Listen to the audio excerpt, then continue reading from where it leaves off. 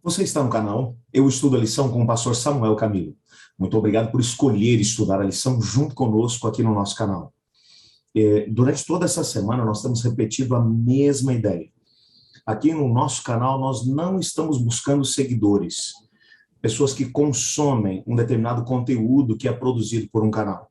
Nós aqui estamos procurando parceiros de ministério, gente que entenda que estamos vivendo num tempo extremamente urgente, um tempo em que temos percebido tantas questões importantes acontecendo à nossa volta, que são demonstrações claras e evidentes do breve retorno de Jesus, e que, é claro, vão de alguma maneira fazer com que a nossa preocupação, o nosso foco esteja naqueles que estão à nossa volta e, portanto, vamos compartilhar com eles aquilo que recebemos da parte do Senhor Deus, nosso maior tesouro, o Evangelho de Cristo Jesus. É exatamente isso que estamos buscando. Se você já é nosso parceiro, se você tem compartilhado esses vídeos, se você tem deixado aí o seu comentário, o seu like, se inscrito no canal, muito obrigado. Com isso, você se torna um parceiro nosso, um companheiro de ministério. Muito obrigado por isso. Hoje é quinta-feira, dia 4 de novembro, e o tema que estudaremos na nossa lição da Escola Sabatina será a sabedoria e o entendimento.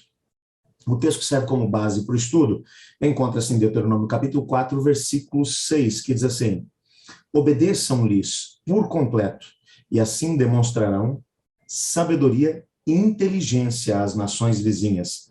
Quando elas ouvirem esses decretos, exclamarão: como é sábio e prudente o povo dessa grande nação.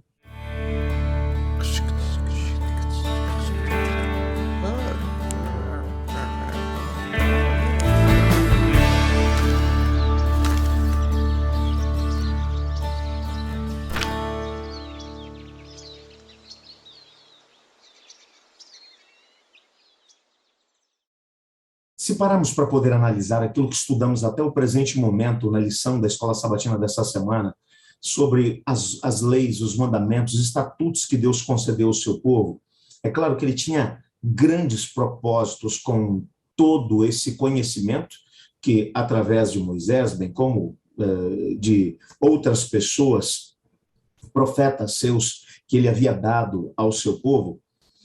Agora, nesse momento, nós estamos falando especificamente sobre o Pentateuco, Gênesis, Êxodo, Levítico, Números, Deuteronômio. Nós estamos falando sobre esse conteúdo especificamente, onde você encontra o grande plano de Deus mostrado para a nação de Israel. Deus agora dizia para eles: vocês devem obedecer a todos esses mandamentos, a todos esses estatutos, não acrescentem absolutamente nada àquilo que foi dado, pois tudo aquilo que foi dado foi pensado em vocês, em cada uma das situações que vocês teriam que viver no dia a dia. Portanto, mantenham-se fiéis ao Senhor e obedeçam a tudo aquilo que está registrado ali na palavra. Pois bem, uma das razões que são mencionadas aqui no versículo 6 é uma razão realmente interessante. Quando você para poder olhar para o texto está mencionando que as nações vizinhas a Israel olhariam para essa nação e diriam: que povo diferente, que povo abençoado, que estatutos, que leis, que povo a gente pode encontrar que tenha um conjunto de leis, um estilo de vida tão bom e, ao mesmo tempo, tão próspero quanto esse povo, um Deus que seja tão próximo a eles. Repare que aquilo que o texto está tentando mostrar para a gente é que as nações que estariam à sua volta teriam a sua atenção chamada para aquilo que Israel estaria vivendo. Deus sempre quis, desde que o pecado aqui entrou no mundo, ele sempre quis chamar a atenção dos seus filhos para poder mostrar que o que ele tinha para aqueles que o seguiam dentro do reino de Deus é muito melhor do que aquilo que a rebelião tem a oferecer. A rebelião simplesmente chega e diz: olha, eu te ofereço liberdade sem responsabilidade, você não precisa se preocupar com as consequências dos seus atos. Mas o fato é que, no final das contas, sempre vai haver sofrimento, dor e morte. Essa é a realidade cruel que todos aqueles que se separam de Deus acabarão enfrentando junto com a rebelião. Entretanto, quando olhamos aqui para o texto, nós percebemos que Deus queria agora, através de Israel, fazer aquilo que ele tinha prometido a Abraão: em ti serão benditas todas as famílias da terra. Todas as pessoas que estão separadas de Deus e, portanto, envolvidas na rebelião, estão sofrendo de alguma maneira. querem viver a liberdade sem qualquer tipo de responsabilidade, isso vai se reverberar nos relacionamentos. Estou falando de casamento, estou falando de educação de filhos, estou falando sobre a questão da relação empregado-empregador, estou falando sobre as relações interpessoais entre os amigos, dentro da própria sociedade, dentro da própria igreja. É claro que quando você vive os princípios da lei de Deus, principalmente os princípios do amor, que nós vimos nas últimas 2 semanas, o amor a Deus sobre todas as coisas, o amor ao próximo como a nós mesmos, porque em cima disso que está baseada a lei de Deus, nós temos um estilo de vida muito, muito melhor do que a maior parte das pessoas tem. E veja, no contexto do Antigo Testamento, o que é que Deus pretendia? Deus pretendia que Israel ficasse ali na terra de Canaã. A ideia de Deus não é que eles saíssem por todo mundo para poder pregar o evangelho, não, era que eles ficassem ali. Aquele lugarzinho onde Deus estabeleceu a sua nação era considerado como a encruzilhada do mundo, o lugar onde 3 continentes se encontravam, para que os negócios acontecessem entre o continente europeu, o continente africano e, ao mesmo tempo, a Ásia acontecessem, tudo tinha que passar por ali. Israel, portanto, estava na encruzilhada do mundo daquela época. Então, todas as pessoas que passassem por ali iam reparar o seguinte: como é que esse povo consegue tanta prosperidade? Como é que esse povo consegue ter tanta saúde? Porque Deus havia prometido que se eles vivessem esses princípios da palavra de Deus, nenhuma das doenças que viriam sobre as outras nações viriam sobre eles. Eles teriam relacionamentos muito mais saudáveis, porque haveria respeito e amor do marido para com a esposa, da esposa para com o marido, dos pais para com os filhos, dos filhos para com os pais, entre os familiares, entre os amigos, entre os vizinhos, entre aqueles que trabalhavam junto. Isso faria com que a nação prosperasse grandemente. Então, todos aqueles que estariam à sua volta diriam: qual é o segredo de vocês? E então as nações seriam atraídas a Israel. Isso vai ser demonstrado de forma mais abundante, principalmente na época de Davi e de Salomão, em que pessoas de todo o mundo vinham até Davi e Salomão para poder fazer aliança com eles, para poder dizer: olha, vocês são um povo muito abençoado. Você se lembra, por exemplo, que quando o próprio Davi faleceu,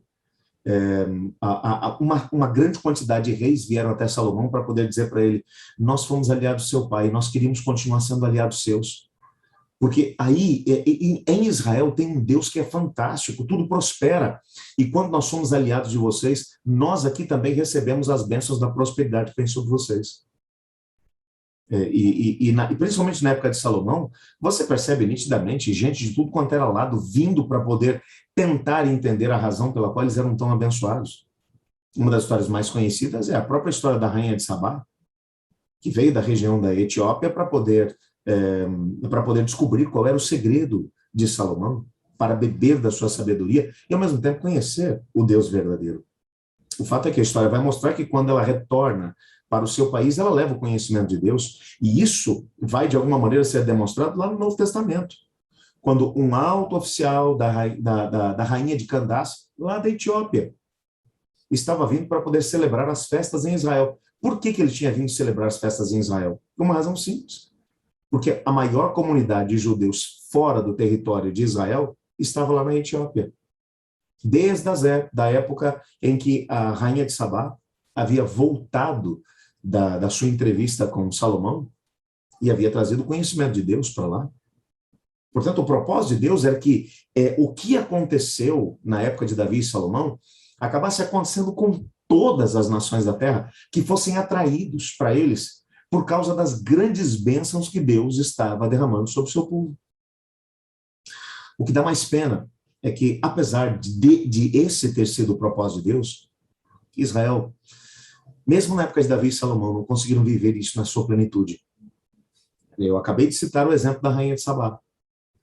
Mas o que Flávio José vai mencionar é que a rainha de Sabá veio para poder conhecer o Deus de Israel e o segredo da sabedoria de Salomão, e Salomão fez dela uma das suas amantes. O que vai ser demonstrado é que Israel não conseguiu viver à altura daquilo que era o grande propósito de Deus para eles. E a partir de Salomão, então, nunca mais houve um momento de glória como na época de Davi havia acontecido. A partir de Salomão, o reino começa agora a cair, porque Salomão Ao mesmo tempo que foi o homem mais sábio que já viveu sobre a terra, também foi um dos que mais baixo caiu na idolatria. Casou-se com 700 princesas, teve ainda outras 300 concubinas, e a Bíblia vai mencionar que as suas muitas mulheres acabaram corrompendo seu coração. E quando Salomão se casava com uma princesa, ele tinha que fazer um palácio para ela, e ao mesmo tempo acabava construindo um templo, ou pelo menos um altar para a divindade que ela adorava no seu país. E isso trouxe de volta o que o profeta Samuel havia conseguido na sua época, que era extirpar por completo a idolatria de Israel. Salomão trouxe tudo de volta. E nunca mais essa idolatria conseguiu ser removida dali, a não ser depois que o cativeiro da Babilônia foi acontecer. Portanto, o propósito de Deus era também um propósito missionário. Era um propósito de poder conseguir atrair as outras pessoas por aquilo que eles estariam vivendo, através do estilo de vida que foi proposto por Deus para o seu povo. Então, todas as vezes que nós vamos para a palavra de Deus e percebemos ali o Senhor Deus estabelecendo um tipo de vida, um padrão de vida para os seus filhos, quando ele diz para a gente assim, não faça isso, não coma isso, não vista aquilo, não vá em tal lugar, não viva dessa maneira, não pense dessa forma, pense daquela outra, você pode ter a plena certeza de que tudo que Deus pedir para que nós façamos vai ser para o nosso bem. Portanto, não precisamos ter medo de absolutamente nada, porque com Deus nós seremos capazes de poder alcançar todas, absolutamente todas as coisas. Eu gostaria de orar nesse momento pedindo a Deus para que nos desse sabedoria, para podermos compreender as leis, os estatutos, os juízos que o Senhor Deus tem proposto para nós. É claro que entender tudo isso à luz da graça de Deus. E ao mesmo tempo viver esses princípios, para que através desse estilo de vida nós tenhamos a possibilidade de ser testemunhas do que Deus é capaz de fazer na vida de alguém que se entrega a Ele. Ore comigo. Obrigado, Senhor, porque em Tua palavra descobrimos que o Senhor não apenas nos chamou para vivermos um estilo de vida bonito, agradável, mas nos chamou também para vivermos à altura de um grande plano, um grande propósito que o Senhor estabeleceu para cada um de nós. Ajuda-nos a podermos fazer melhores escolhas do que o Teu povo Israel fez no passado. Pois é em nome de Jesus que oramos. Amém. Eu estudo a lição. E você?